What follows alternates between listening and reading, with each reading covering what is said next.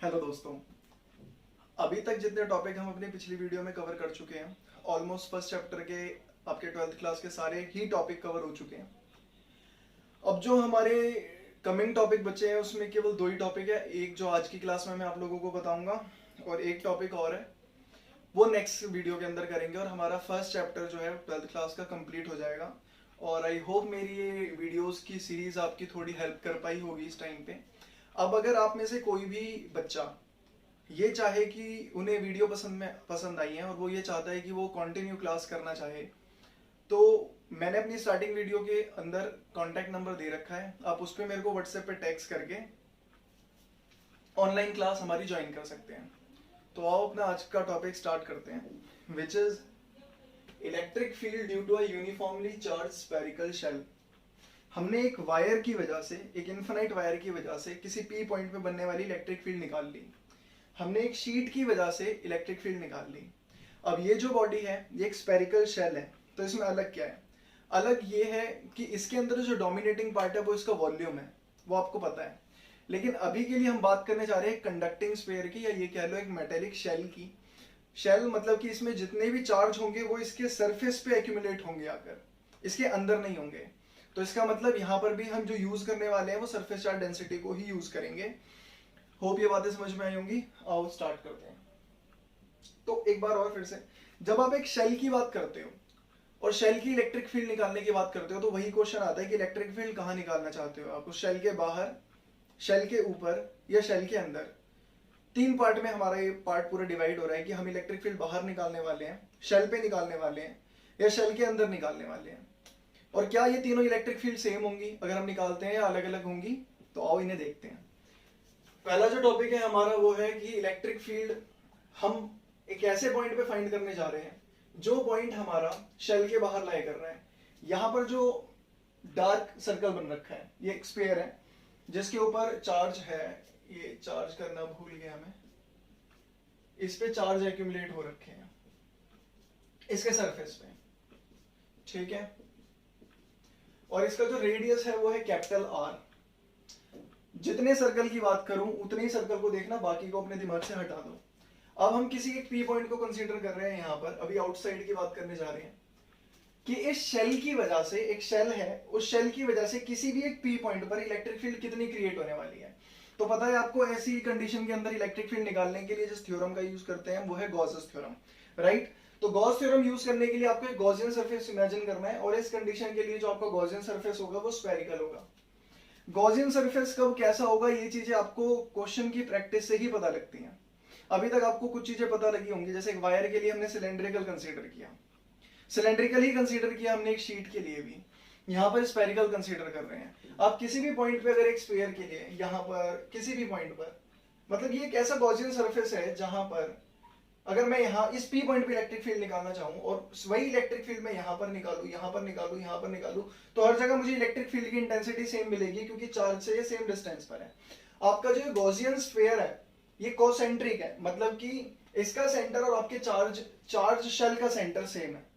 आ गई बात समझ में? और अगर आप इस पॉइंट पे इलेक्ट्रिक फील्ड देखो और एरिया वेक्टर ड्रॉ करो तो वो 0 डिग्री बन रहा है। तो ये कंडीशन भी बताई थी मैंने आपको कि एंगल या तो 0 हो या तो 90, हर एक पॉइंट पे आपको एंगल 0 डिग्री मिलने वाला है। तो स्टार्टिंग ही करते हैं अपने पी पॉइंट से। लगा दो गॉस थ्योरम। गॉस थ्योरम क्या कहती है कि फ्लक्स निकालना है, जितना भी चार्ज आपका गॉसियन सरफेस इनक्लोज कर रहा है, ये गॉसियन सरफेस सारे ही चार्ज को इनक्लोज कर रहा है। और अगर इस शेल के ऊपर मेरा क्यू चार्ज है, क्यू चार्ज को वो इनक्लोज करता है, तो Q by epsilon naught flux होगा। फ्लक्स निकालने का तरीका आपको पता है, करते क्या है, इंटीग्रेशन ऑफ ई डीएस, इनका डॉट प्रोडक्ट। डॉट प्रोडक्ट हटाओगे cos थीटा आएगा, एंगल 0 डिग्री है तो ई डीएस ही हो जाएगा। डीएस वाले पार्ट को इंटीग्रेट करोगे तो आपको गॉसियन सरफेस का एरिया मिलेगा, और हमारे गॉसियन सरफेस का एरिया है 4 पाई आर स्क्वायर। इलेक्ट्रिक फील्ड बाहर आ गई, कांस्टेंट है, अभी बताया क्यों कांस्टेंट है, और एरिया आ गया हमारा 4 पाई आर स्क्वायर। ध्यान रखने वाली बात क्या है कि यहां पर जो एरिया है, मतलब ये जो एरिया है फ्लक्स के लिए हमने यहाँ पर जो एरिया कंसीडर किया है, ये हमारे गॉसियन सरफेस का एरिया होता है, या ये कह लो ये वो एरिया होता है जो हमारे चार्ज को इनक्लोज करता है। अब ये मैं क्यों बता रहा हूँ अभी आपको आगे पता लगेगा, इस बात को ध्यान रखना। और आगे देखो, हमने यहाँ से इलेक्ट्रिक फील्ड को सेपरेट कर दिया और हमें हमारी इलेक्ट्रिक फील्ड मिल गई। अब अब सुनो मेरी बात, मैंने आपको कहा कि यहाँ पर जो एरिया है वो हमारे गॉसियन सरफेस का एरिया है। कंफ्यूज ना होना, ये रिजल्ट कई बार इस तरीके से भी मिल सकता है आपको कि अगर यहाँ पर सरफेस चार्ज डेंसिटी मान लो सिग्मा है। सरफेस चार्ज डेंसिटी क्यों? क्योंकि चार्ज अंदर नहीं है, केवल सरफेस पर है, तो यहाँ पर सरफेस चार्ज डेंसिटी लगेगी।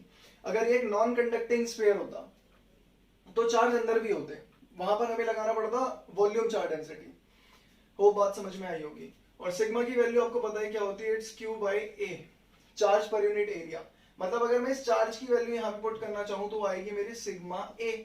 पर ये जो एरिया है ये कौन सा एरिया है? ये वो एरिया है जहां पर आपके चार्ज एक्यूमुलेटेड है। मतलब अगर मैं इस Q के रिजल्ट को ऐसे लिखूं, E is equals to 1/4 pi epsilon naught sigma और इनटू में area which is 4 pi r square. तो ये कौन सा r होगा? ये वो r होगा जहां पर आपके चार्ज रखे हुए हैं, और चार्ज रखे हुए हैं कैपिटल R पे। मतलब क्या कह रहा हूं मैं कि चार्ज जहां पे एक्यूमुलेटेड है वो एरिया आपका चार्ज के अंदर आएगा, और फ्लक्स के केस में जिस एरिया की बात करोगे आप, वो एरिया वो होगा जो चार्ज को इनक्लोज कर रहे हैं। कचरा कर दिया मैंने, चलो कचरा समेटता हूं फिर से। हम जब गॉस थ्योरम लगाते हैं विच इज दिस, ये आपको पता है, ये है हमारी गॉस थ्योरम, ठीक है।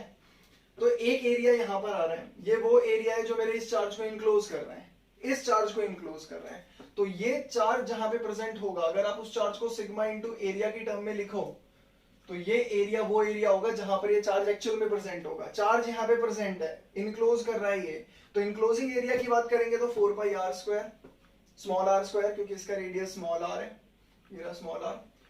और इसको जब आप एरिया की टर्म में लिखने की कोशिश करोगे तो वो एरिया आएगा जहां पर चार्ज प्रेजेंट है। चार्ज प्रेजेंट है इस पे, तो कैपिटल R स्क्वायर। तो यहाँ पर आ जाएगा आपका कैपिटल R स्क्वायर। मतलब से 4 पाई से 4 पाई कैंसिल हो गया। इसी इलेक्ट्रिक फील्ड के रिजल्ट को आप ऐसे भी लिख सकते हो, कैसे लिख सकते हो, 1/एप्सिलॉन naught sigma R square upon में R स्क्वायर, ठीक है। बाकी ये रिजल्ट राइट है। अगर आप एरिया इंक्लूड करना चाहो तो उस फॉर्मेट में जा सकते हो। कोई एकदम से देखेगा बोर्ड को तो उसे कचरा ही लगेगा, पर अगर आप मेरी सारी बातें सुन रहे हो तो ये सारी चीजें आपको क्लियर हो गई होंगी, ठीक है। नेक्स्ट, अब जब हमारा P पॉइंट लाई कर जाए सरफेस पर ही, मतलब आपको उस शेल की इलेक्ट्रिक फील्ड बतानी है शेल के ऊपर ही। कहने का सेंस क्या है कि इस गॉसियन सरफेस को मुझे छोटा करना है, मैं छोटा करता जा रहा हूं इस गॉसियन सरफेस को। और किस केस पे आ जाऊंगा मैं, कि जब मेरे गॉसियन सरफेस का रेडियस मेरे शेल के रेडियस के बराबर ही हो जाए। अगर बराबर हो गया तो मुझे क्या मिल जाएगा, शेल पे प्रेजेंट इलेक्ट्रिक फील्ड मिल जाएगी। तो ये सारा ड्रामा फिर से करने की जरूरत नहीं है। मैंने क्या किया, केवल इस R को रिप्लेस कर दिया कैपिटल R से, क्योंकि जब ये इस शेल पे ही लाई कर जाएगा तो आपके स्मॉल r की वैल्यू कैपिटल R के बराबर हो जाएगी। होप बात समझ में आई होगी। तो इसको यहाँ से रिप्लेस कर दो, आपका रिजल्ट है।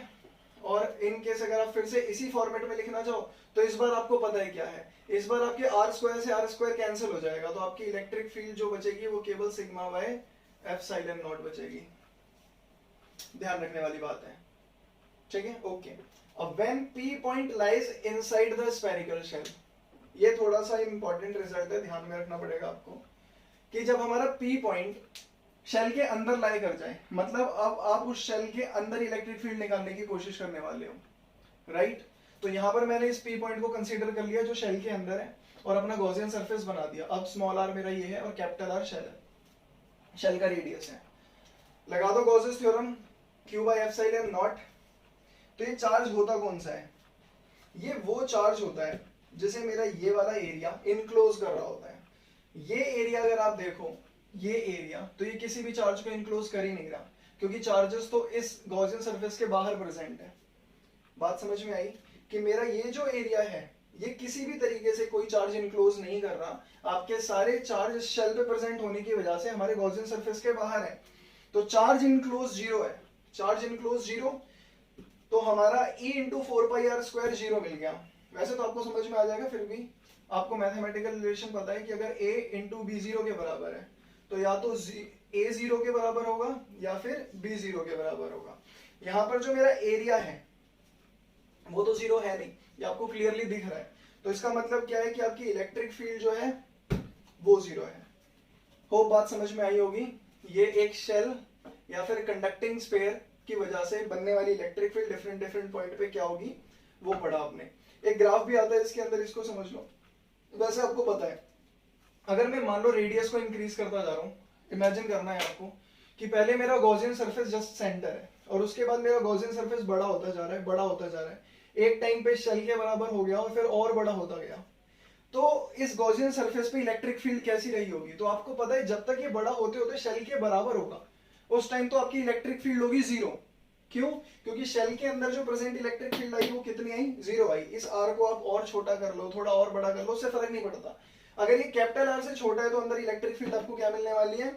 जीरो।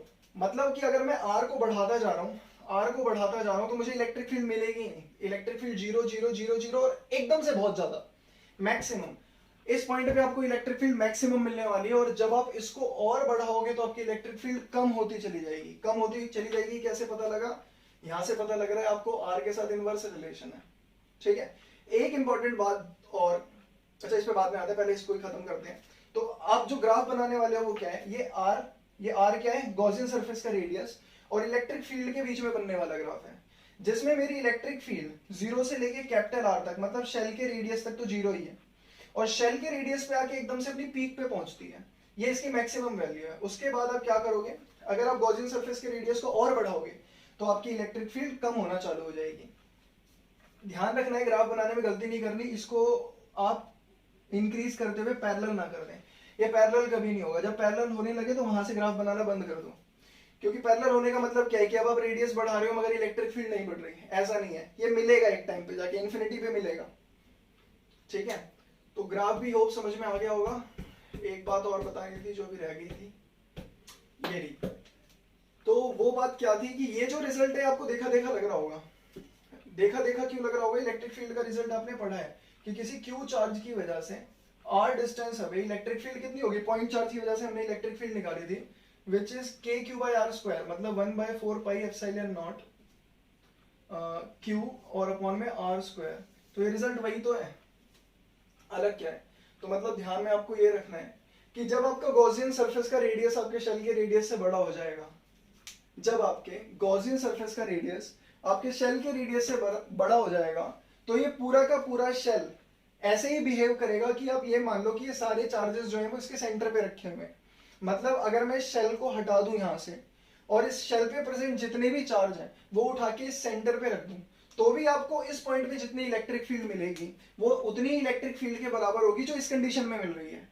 बात समझ में आ रही है?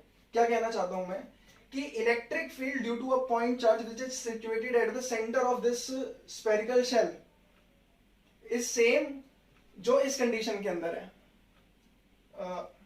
कचरा हो गया शायद, तो समझ गए होंगे आप। होप बातें क्लियर हो गई होंगी। खत्म करते हैं अपनी वीडियो को दोस्तों। Thank you very much.